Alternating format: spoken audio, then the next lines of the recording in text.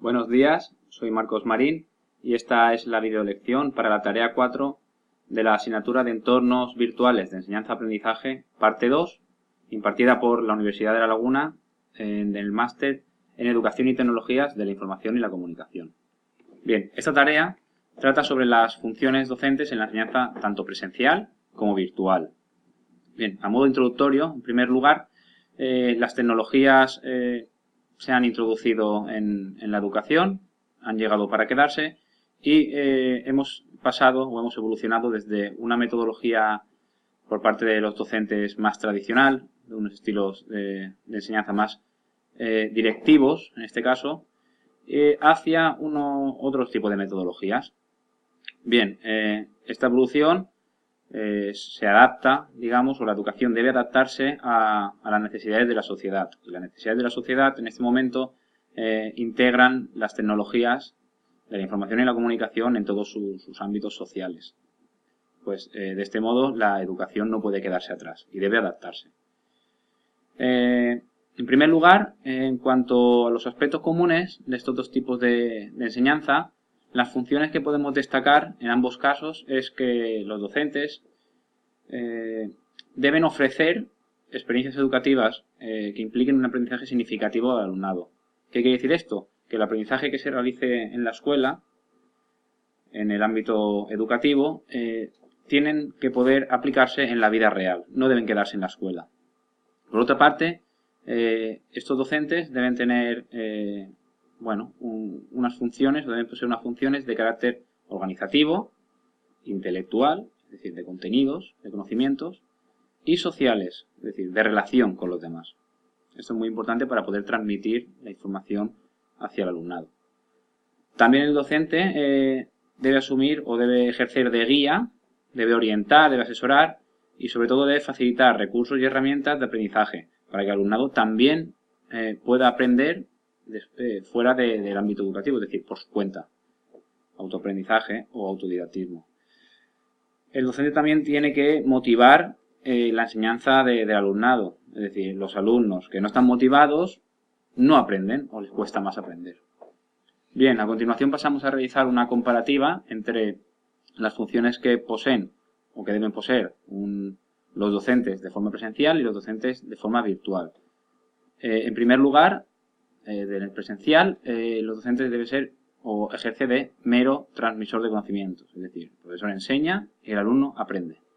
Por otro lado, en la enseñanza virtual, el docente es un mentor, es decir, él facilita el aprendizaje, más que conocimientos, que también transmite formas de aprender, es decir, que el alumnado después pueda aprender o durante pueda aprender por su cuenta, es decir, que forme su aprendizaje.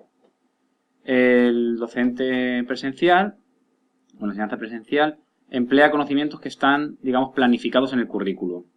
No tiene por qué, digamos, mostrar o dar otro tipo de materiales, que también puede, pero no es obligatorio. Sin embargo, el profesorado de forma virtual flexibiliza el currículum, es decir, ofrece diferentes tipos de recursos y de herramientas que están a su disposición en la web 2.0 o incluso construidos por él mismo. También es denominado Content Remix. Por otro lado, el siguiente punto, el profesorado presencial, también marca el ritmo de aprendizaje. Es decir, el profesor ejerce o marca un ritmo y actúa. Sin embargo, en la otra visión, el docente se adapta al ritmo del alumnado, que este es el que construye su propio aprendizaje. El profesorado presencial no propone o no tiene por qué proponer materiales de soporte o de refuerzo de forma obligatoria, ni complementarios. Sin embargo, el docente virtual actúa como se dice content curator y propone diferentes tipos de recursos que son para, digamos, reforzar los conocimientos que intenta transmitir, es decir, para asegurarse que el alumnado asimila estos contenidos. Por otro lado, el docente presencial procura que haya comunicación solo o durante las horas de clase, el horario lectivo. Sin embargo, la otra vertiente estimula que se digamos, organice o que se establezca una interacción continua o constante en el entorno virtual. Es decir, por ejemplo, a través de foros o a través de debates. Digamos que su función es de Community Manager. La siguiente característica del profesorado presencial es que proporciona la temporalización de la materia. Puede proporcionarla o va proporcionándola durante el transcurso del curso. Sin embargo, el virtual tiene la obligación de temporalizar los aprendizajes. Siempre están, digamos, establecidos o estructurados en el aula virtual. El alumnado puede consultarlos en cualquier momento. Por otro lado, docente tradicional, presencial, avisa o establece la fecha de forma verbal y de las actividades que tienen que realizar.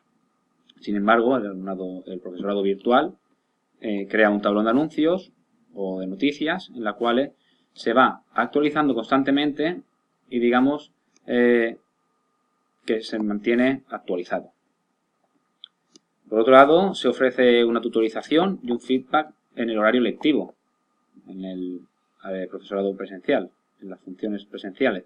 Sin embargo, las funciones del docente virtual ofrecen una tutorización y feedback de forma continua, es decir, no tiene la obligación de estar siempre conectado, pero atiende las demandas del alumnado tanto dentro de su jornada laboral como otras veces también fuera de su jornada laboral, es decir, cuando su tiempo lo permite.